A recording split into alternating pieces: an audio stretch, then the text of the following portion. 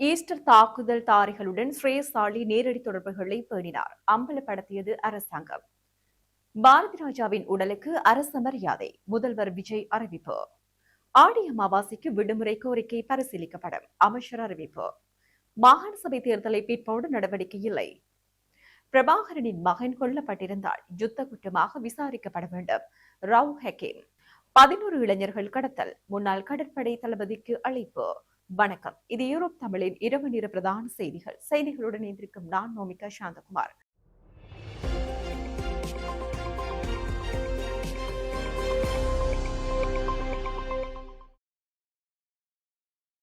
இனி தொடர்பான விரிவான செய்திகள். உயிர்த்த ஞாயிறு தின தாக்குதல்தாரிகளுடன் சுரேஷாலி நேரடி தொடர்புகளை பேணியிருந்தார். அத்துடன் உயிர்த்த ஞாயிறு தின தாக்குதலுக்கு உதவிகளை வழங்கியிருந்தார். தீவிர விசாரணைகளில் இது உறுதிப்படுத்தப்பட்டுள்ளது என அரசாங்கம் அறிவித்துள்ளது. இன்று புதன்கிழமை பாராளுமன்றத்தில் விசேட கூற்றை முன்வைத்து பொதுமக்கள் பாதுகாப்பு அமைச்சர் உரையாற்றினார். இதன்போது மேற்படி விடயங்கள் தெரிவிக்கப்பட்டன. அவர் தனது உரையிலே மேலும் கூறியவை வருமாறு: உயிர்த்த ஞாயிறு தின தாக்குதலுக்கு 3 வாரங்களுக்கு முன்னர் ஸ்ரேசாலி நீர்கொழும்பு பகுதிக்கு 4 பேரை அனுப்பி கத்தோலிக்க தேவாலயங்கள் மற்றும் விசேட பூஜை வழிபாடுகளில் கலந்து கொள்ள வருபவர்கள் உள்ளிட்ட தகவல்களை திரட்டியிருந்தார். இவ்வாறு நீர்கொழும்புக்கு அனுப்பப்பட்டவர்களில் ஒருவர் இஸ்லாமிய அடிப்படைவாதி. அவர் ISIS அமைப்பைச் சேர்ந்தவர். எனினும் தற்போது வரை அவர் காணாமல் போயுள்ளார். இதேபோன்று தாக்குதல் நடத்தப்படும் வரை இஸ்லாம் அடிப்படைவாதிகளை பயன்படுத்தி பல்வேறு சூழ்ச்சிகள் முன்னெடுக்கப்பட்டமை விசாரணைகளில் உறுதிப்படுத்தப்பட்டது.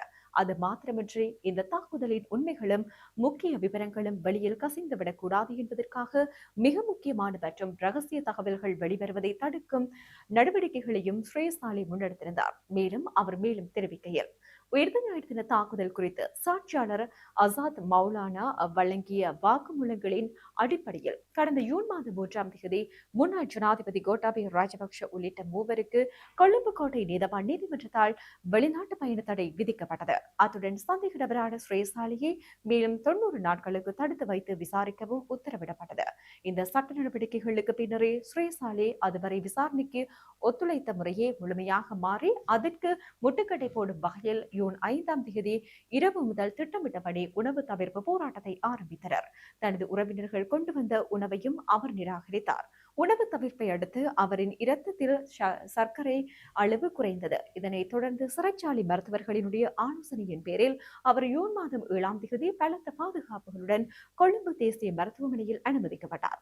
தற்போது அவர் 42வது விடுதியில் மனநல மருத்துவர்கள், உடலியல் நிபுணர்கள் மற்றும் ஊட்டச்சத்து நிபுணர்களினுடைய தீவிர மருத்துவ கண்காணிப்பில் சிகிச்சை பெற்று வருகின்றார்.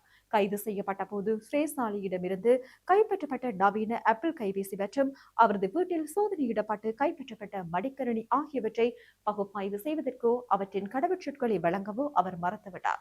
இதன் மூலம் உண்மைகளை மறைக்க முற்பட்டுள்ளார். எனினும் ஏனைய அறிவியல் மற்றும் தொலைபேசி சான்றுகளின் மூலம் இந்த சதித்திட்டத்துடனும் அதன் முன் தயாரிப்புகளுடனும் அவருக்கு உள்ள தொடர்பு மிக தெளிவாக நிரூபிக்கப்பட்டுள்ளது. எந்த ஒரு உணவு தவிர்ப்பு போராட்டத்துக்கோ அல்லது அழுத்தங்களுக்கோ அஞ்சி இந்த விசாரணைகள் நிறுத்தப்பட மாட்டாது.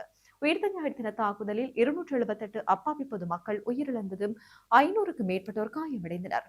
பாதிக்கப்பட்ட மக்களுக்கு நீதி நிலைநாட்ட வேண்டும். இந்த சதித்திட்டத்துடன் தொடர்புடைய அனைத்து தரப்பினரும் தப்பியோட முடியாதபடி நீதிமன்றத்தின் முன் நிறுத்தப்படும். தண்டனை பெற்றுக் கொடுக்கப்படுவது உறுதி செய்யப்படும். சில வங்குரோத்து அரசியல் கட்சிகள் கொழும்பு கோட்டை தொடருந்து நிலையத்துக்கு முன்பாக உணவு தவிர்ப்பு போராட்டத்தில் ஈடுபட்டு ஸ்ரேசாலியின் விடயத்தை அரசியலாக்கி பொதுமக்களை திசை திருப்ப முயல்கின்றனர். உயிர்த்த ஞாயிறு தின பயங்கரவாத தாக்குதல் தொடர்பில் கைது செய்யப்பட்டு தடுத்து வைக்கப்பட்டுள்ள சந்தேக நபர்களுக்கு சிறைச்சாலைக்குள் அதிசொகுசு வசதிகளை ஏற்படுத்திக் கொடுக்க முடியாது. அவர்கள் மேற்கொள்ளும் உண்ணாவிரத போராட்டங்களுக்கு அஞ்சி அரசாங்கம் விசாரணைகளை கைவிடாது. அது மாத்திரமின்றி கடந்த காலங்களில் பொதுமக்களின் சொத்துக்கள், பொது பணத்தை கொள்ளையிட்டமை, ஊடகவியலாளர்கள் படுகொலை, கடத்தப்பட்டமை உள்ளிட்ட சகல குற்றச்சாட்டுகள் குறித்தும் முறையான நடுநிலையான விசாரணைகள் மேற்கொள்ளப்படும். இந்த விசாரணைகள் அரசியல் தலையீடின்றி தொடர்ந்து முன்னெடுக்கப்படும். குற்றவாளிகள் எவரும் தப்பியோட முடியாதபடி சட்டத்தின் முன் நிறுத்தப்பட்டு உரிய தண்டனை பெற்றுக் கொடுக்கப்படும் என தெரிவித்தார். மறைந்த இயக்குனர் இமயம் பாரதி ராஜாவின் உடலுக்கு முழு அரச மரியாதை வழங்கப்படும் என முதலமைச்சர் விஜய் அறிவித்துள்ளார். இயக்குனர் இமயம் என்று போற்றப்பட்ட பாரதி ராஜா உடல்நலக்குறைவு, வயது மூப்பு காரணமாக இன்று புதன்கிழமை அதிகாலை காலமானார். அவரின் மறைவுக்கு திரையுலக பிரபலங்கள், அரசியல்வாதிகள், கலைஞர்கள், பொதுமக்கள் என பலரும் அஞ்சலி செலுத்தி வருகின்றனர். இந்த நிலையில் பாரதி ராஜாவின் கலை பங்களிப்பையும் தமிழ் சினிமாவுக்கு அவர் ஆற்றிய மகத்தான சேவையையும் கௌரவிக்கும் வகையில் அவரது உடலுக்கு முழு அரசு மரியாதை வழங்கப்படும் என முதலமைச்சர் விஜய் அறிவித்தார். இதே நேரம் பாரதி ராஜாவின் இறுதி நிகழ்வு அவரின் சொந்த இடமான தேனியில் நாளை வியாழக்கிழமை நடைபெறவுள்ளது. பாரதி ராஜாவுக்கு இந்தியாவின் உயர் விருதான பத்மஸ்ரீ விருது 2004ஆம் ஆண்டு வழங்கப்பட்டது. 2009ஆம் ஆண்டு ஈழத்தமிழருக்கு ஆதரவு தெரிவித்தும் இந்திய அரசுக்கு எதிர்ப்பு தெரிவித்தும் அந்த விருதை திரும்ப அளிப்பதாக அறிவித்திருந்தார் என்பதும் குறிப்பிடத்தக்கது.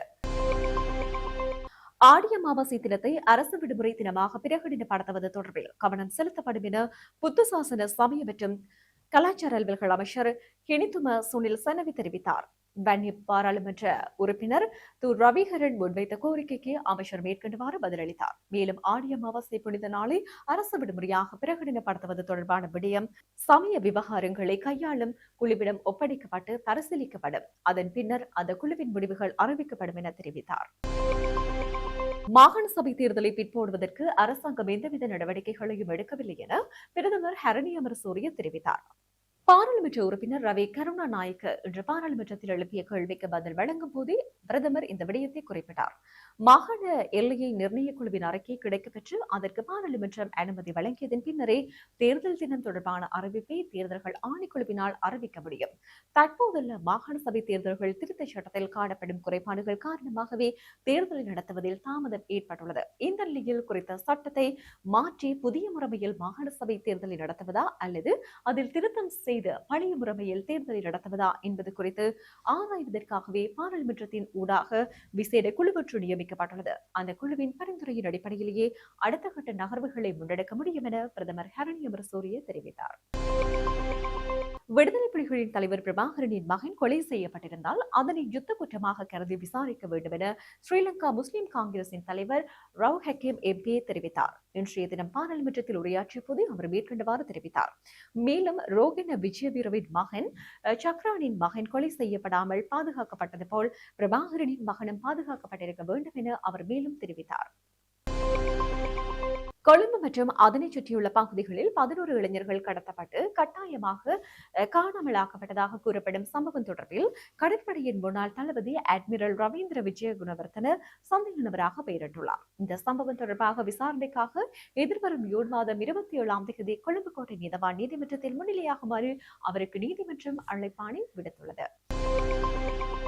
செய்திகளின் நிறைவாக மீண்டும் தலைப்புச் செய்திகள். ஈஸ்டர் தாக்குதல் தாரிகளுடன் ஸ்ரேயசாலி நேரடி தொடர்புகளை பேணினார், அம்பலப்படுத்தியது அரசாங்கம். பாரதி ராஜாவின் உடலுக்கு அரசு மரியாதை, முதல்வர் விஜய் அறிவிப்பு. ஆடி அமாவாசைக்கு விடுமுறை கோரிக்கை பரிசீலிக்கப்படும், அமைச்சர் அறிவிப்பு. மாகாண சபை தேர்தலை பிற்போடு நடவடிக்கை இல்லை. பிரபாகரனின் மகன் கொல்லப்பட்டிருந்தால் யுத்த குற்றமாக விசாரிக்கப்பட வேண்டும், ரவ் ஹக்கீம். 11 இளைஞர்கள் கடத்தல், முன்னாள் கடற்படை தளபதிக்கு அழைப்பு. இத்துடன் யூரோப் தமிழில் இரவு நேர பிரதான செய்திகள் நிறைவு பெற்றன. வணக்கம்.